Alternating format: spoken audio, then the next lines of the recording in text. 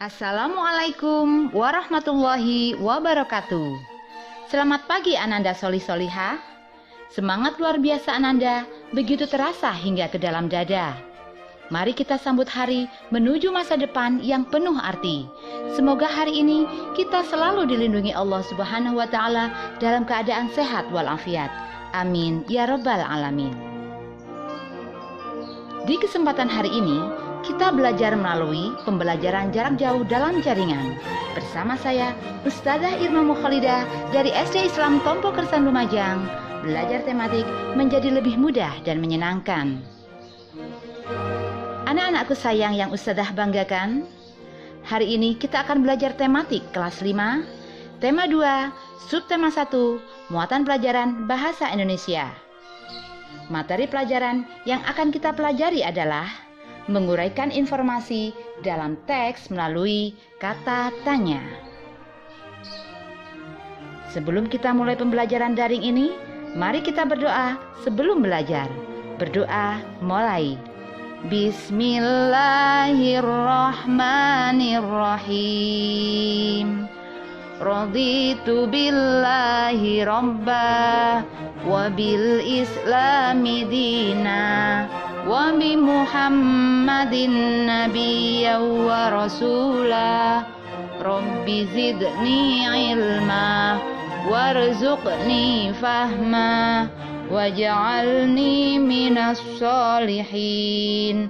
Ashhadu an la ilaha illallah wa ashhadu anna Muhammadar Rasulullah. Semoga Allah meridhoi kita untuk mendapat ilmu yang bermanfaat di dunia dan di akhirat. Amin ya Rabbal Alamin.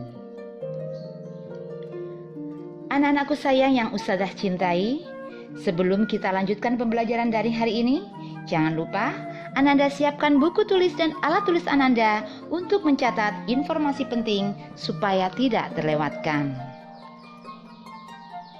Baik anak-anakku sayang, informasi yang terdapat di dalam buku atau suatu teks bisa diuraikan dalam 6 jenis aspek berdasarkan kata tanya, yaitu 1.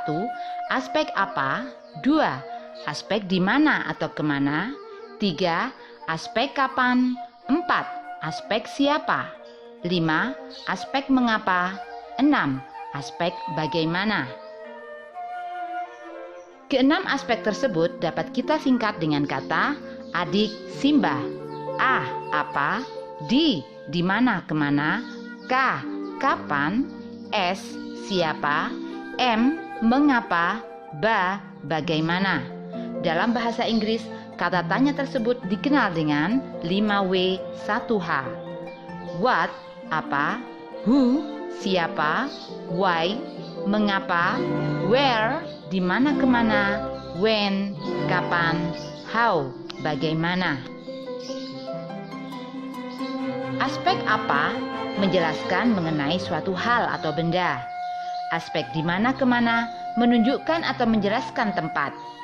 Aspek kapan menjelaskan waktu. Aspek siapa menunjukkan penjelasan nama orang atau seseorang. Aspek mengapa menunjukkan penjelasan alasan atau sebab akibat dalam suatu cerita. Aspek bagaimana menunjukkan keterangan keadaan, cara, proses, ciri-ciri, atau penjelasan karakter tokoh. Nah, sekarang kita akan belajar membuat kalimat tanya dalam suatu kalimat pernyataan dengan memperhatikan tanda yang bergaris bawah pada kalimat pernyataan.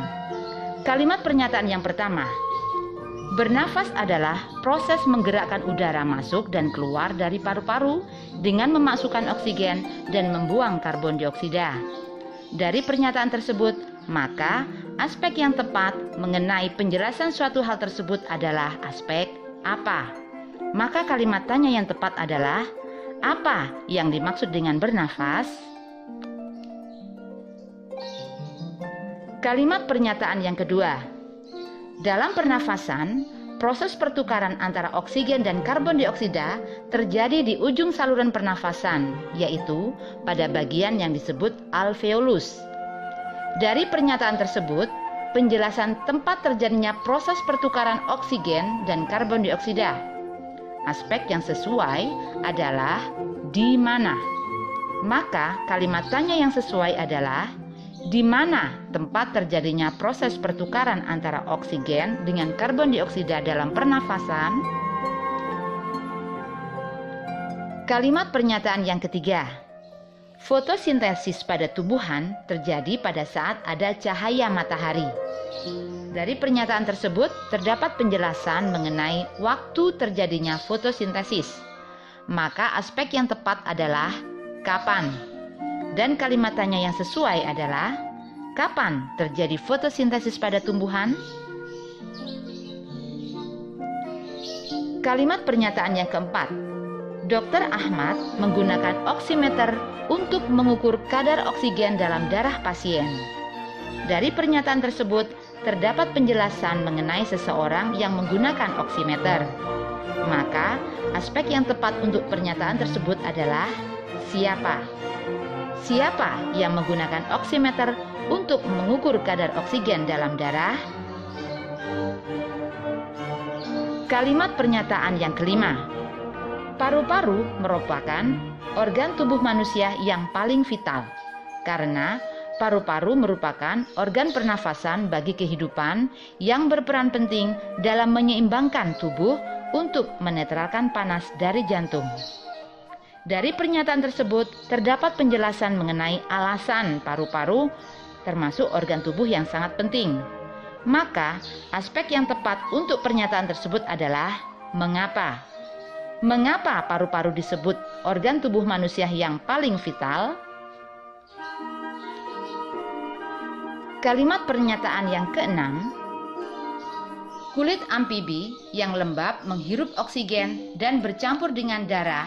Selanjutnya terjadi pertukaran gas karbon dioksida dalam tubuh amfibi. Maka kalimat tanya yang sesuai dengan kalimat pernyataan tersebut adalah bagaimana. Bagaimana amfibi bernafas dengan kulit? Nah, bagaimana Ananda Solih-Solihah? Penjelasan Ustadzah mudah dipahami bukan? Belajar tematik menjadi lebih mudah dan menyenangkan. Melalui pembelajaran jarak jauh dalam jaringan, kita belajar dengan semangat, penuh rasa syukur dan tanggung jawab. Ingat, dalam belajar kita harus mempersiapkan masa depan kita untuk hari esok. Karena apa? Karena hari esok dimiliki oleh orang-orang yang mempersiapkan dirinya sejak dini.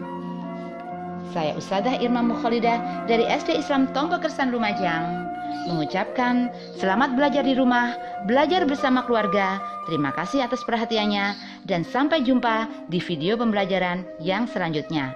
Akhirul kalam, alhamdulillahirabbil alamin. Wassalamualaikum warahmatullahi wabarakatuh.